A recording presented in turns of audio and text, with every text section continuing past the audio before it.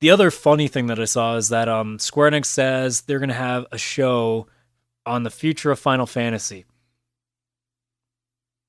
So it's over. I've already said it before. Square, you need to do one of three things. You either need to make Final Fantasy 15 a good old school style Final Fantasy. Go look back at 6. 6 is a great example. Look at how you guys succeeded with that and go with that kind of a system. Don't try to make this difficult. Don't try to do this 13 style system where you just stand there and watch the whole game. You don't really have much decision making. It's just flip to this and then watch the battle for another 5 minutes. Give the player full control again to do every single attack one by one,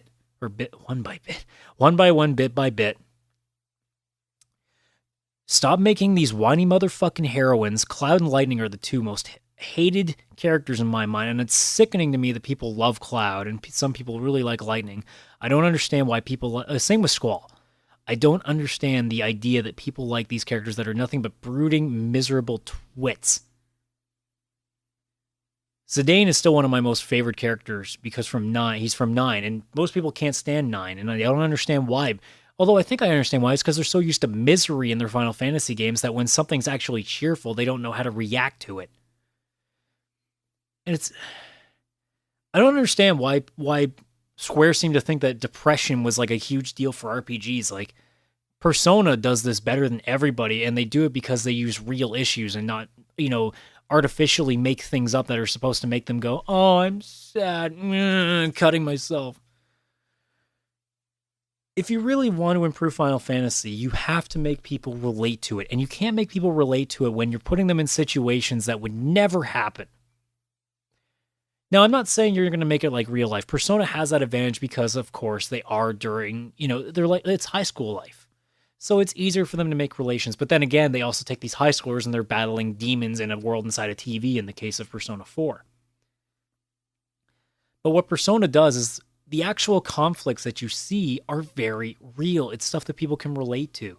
Final Fantasy, every relationship is so artificially put together. It's like they just like each other because the two of them look at each other and just automatically they're friends. Or they're automatically enemies.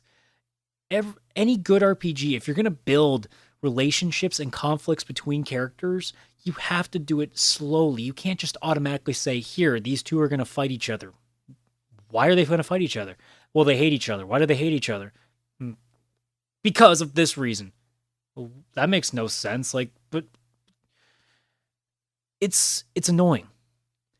And really, if they want to get themselves back in, they need to do two things with Final Fantasy. That's to stop making online ones because they're failing fucking miserably because MMOs do not work anymore.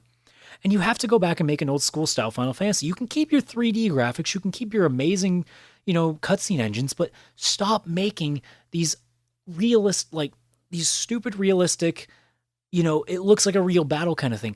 It's a fantasy. Stop trying to make it seem like real battle. And in real battle, like we found it with 13, if you want to have it look as close to realistic as you can, you don't get to do anything anymore. If you want realistic battles, then turn it into a Kingdom Hearts style thing where you actually hit the button and make them attack and not just stand there and watch. Most of Final Fantasy 13 was a movie in a sense because you didn't do anything. So go back to the way things were. Go back to here, you can choose fight, magic, item, or defend, and then hit left if you want to run.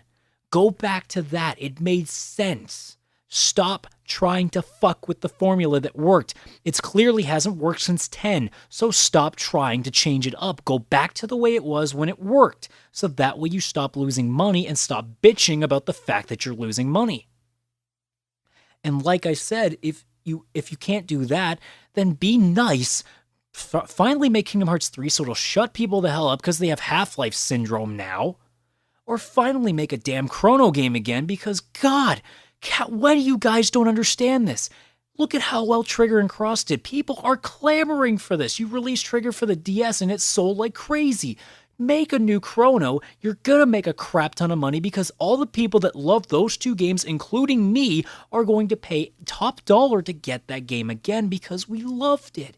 And it was because it was so complex. It was not anything like any RPG we'd ever played. The whole time travel perspective and the way that everything flowed so It was confusing, but in a good way, in a way that it was so mysterious to us. We were so intrigued and we wanted more. And then it just stopped. Cross is still to this day one of my most favorite RPGs, hell, one of my most favorite games ever. And I haven't had the chance in how many years, like at least, 10 years since I've been able to play that. I haven't been able to get a Chrono game in over a decade. That's ridiculous considering how good those games are. So stop bitching about how all your other side projects are the ones that you publish and not develop, like Sleeping Dogs and Tomb Raider. Stop bitching about how those games are making you money because you overdid the budgets. Go back to the stuff that was working. And stop making mobile games. You're doing a terrible job of it. No one wants to pay $15 for a piece of shit iPad game. So I love how my E3 section turned into a Square Enix rant. That's awesome.